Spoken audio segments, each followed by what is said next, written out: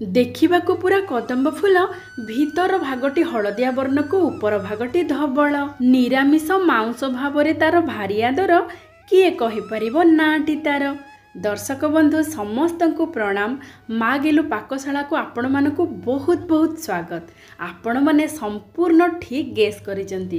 ନିରାମିଷ ମାଉଁସ ଭାବରେ ଜଣାଶୁଣା ହେଉଛି ସୋୟାବିନ୍ ବା ମିଲ୍ ମେକର। ଆଜି ଆମେ ମା ଗେଲୁ ପାକଶାଳାରେ ସୋୟାବିନ୍କୁ पूरा भिन्न शैली रे नुआ रूप देकी प्रस्तुत करवा। पूरापूरी देखिबाकू कदम्ब फूल परी देखाजिबो।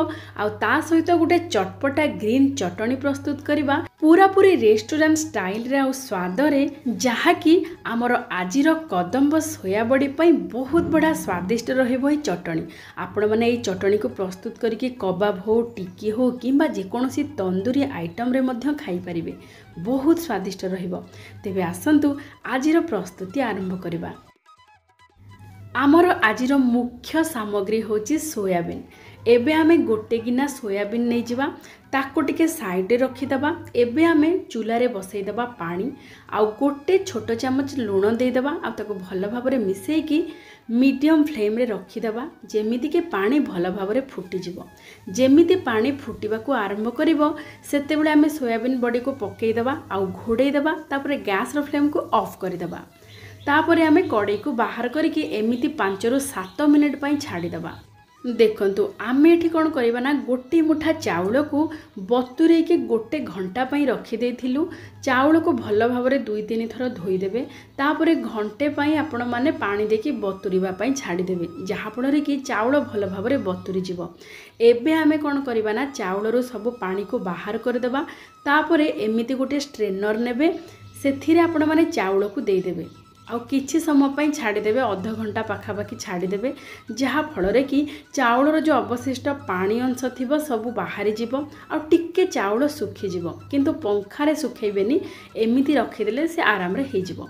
एबे देखंतु 5 मिनिट भितरे सोया चंक्स गुडिक केमिति पूरा फुटंता पानी रे भल भाबरे पड़ी कि पूरा फुली जाइछि, आउ पूरा नरम मध्य हे जाइछि। देखंतु आपण माने जेतेबेले भी सोयाबीन रो कोनोसी रेसिपी प्रस्तुत करुथिबे, तेबे सोयाबीन को एमिति सिझेबे, बहुत बढ़िया रे सिझी जिवो। आपण माने पूरा पानी को फुटेई देबे, टिके लूण पकेकी पानी फुटी गला परे सोया चंक्स को पकेके घोड़े देबे, और गैस रो फ्लेम को ऑफ कर देबे।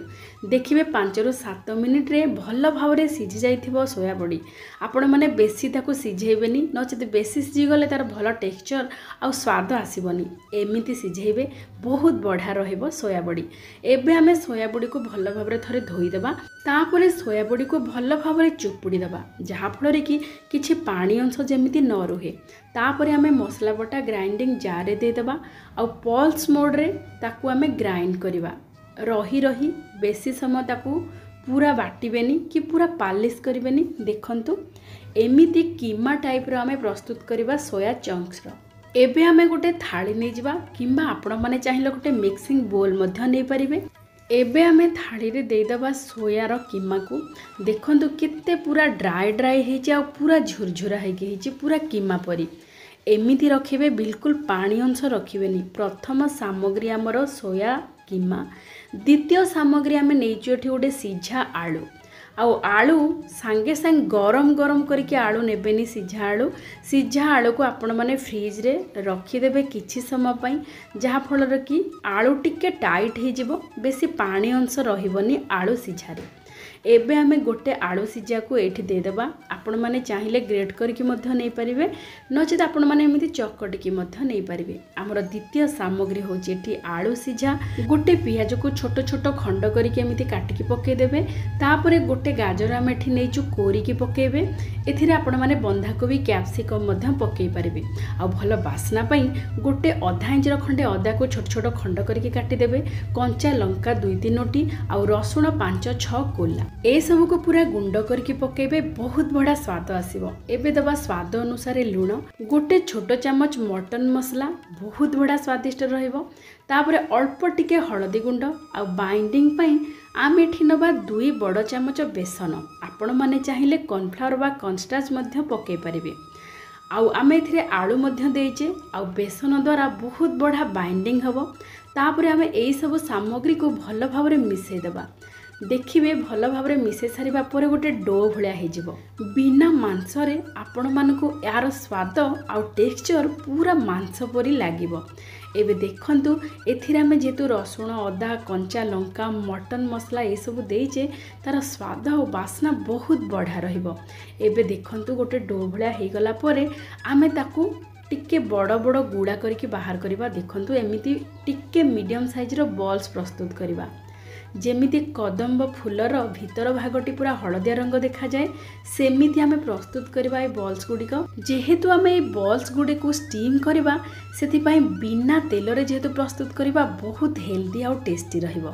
आपण माने चाहिए एमिति ए सब को छाणी मध्य पारिबे बहुत बढ़िया पूरा क्रिस्पी क्रिस्पी रहिबो आ बहुत स्वादिष्ट रहिबो।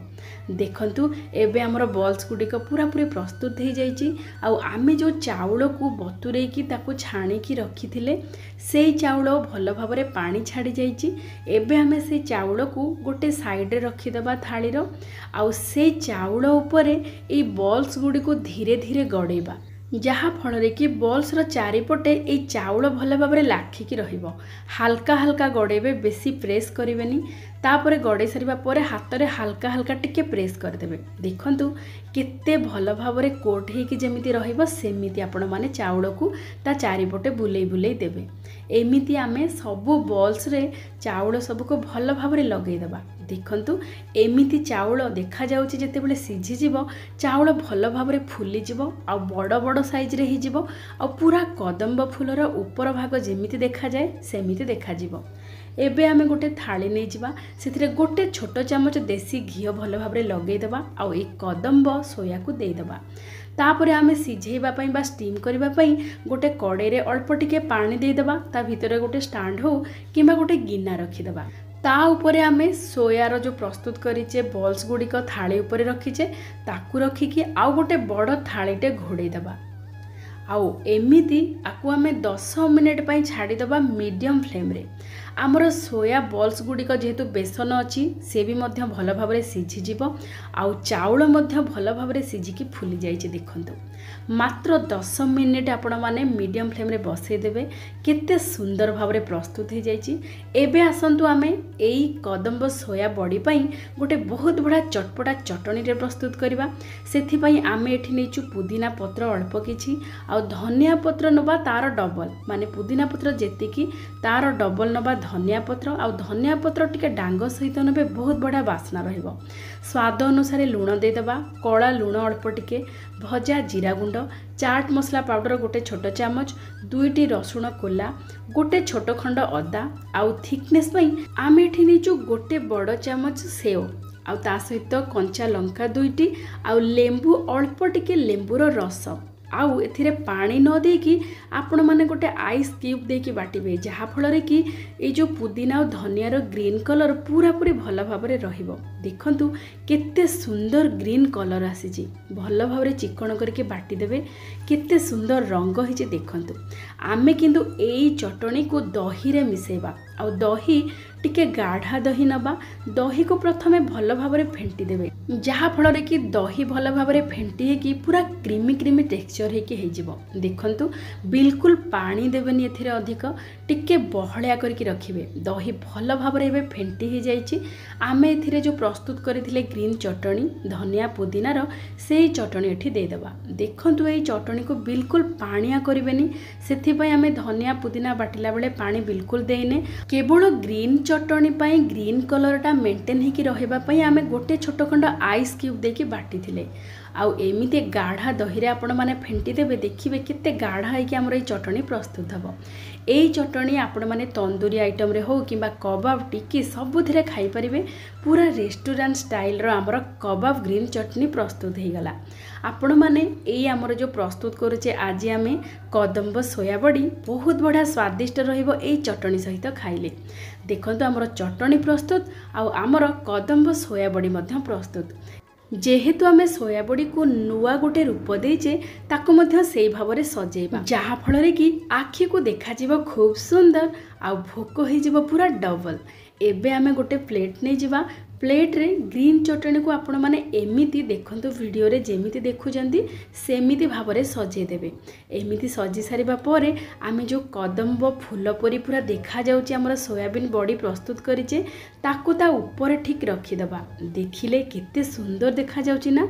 आपण मानकु जेमिति लागिवो पत्र ऊपर कदम्ब फूल सब थुआ हैची। आउ ता सहित जेतेबेले आपण माने खाइबे ग्रीन चटनी सहित तार फ्लेवर पूरा आसीबो। बहुत बढ़िया स्वादिष्ट लगिबो। आउ एई आइटम को आपण माने गरम गरम अवस्था रे खाइबे, ठंडा करके खाइबेनी। गरम गरम खाइले तार मजा आहुरी 2 गुण। बहुत बढ़िया लगिबो। थरे आपण माने प्रस्तुत करंतु, खांतु, समस्त को खुआंतु। देखिबे आपण को पसंद आसीबा सहित समस्त को मध्य पसंद आसीबो। आजिर वीडियोटी आपण मानकु केमिति लागिछि निश्चय जणेबे। आउ जदि आपण मानकु पसंद आसी थाए तेबे लाइक सहित शेयर कर देबे। आउ जदि नुआ देखुथिबे तेबे सब्सक्राइब कर देबा सहित बेल आइकन को प्रेस कर देबे, जहा फଳରେ कि प्रत्येक वीडियो रो नोटिफिकेशन आपण माने सर्वप्रथमे पाई परिबे। तेबे आजि पई एतिकी। पुणी देखाबा आउ गोटे नुआ वीडियो रे आउ गोटे नुआ रेसिपी सहित। जय जय जगन्नाथ।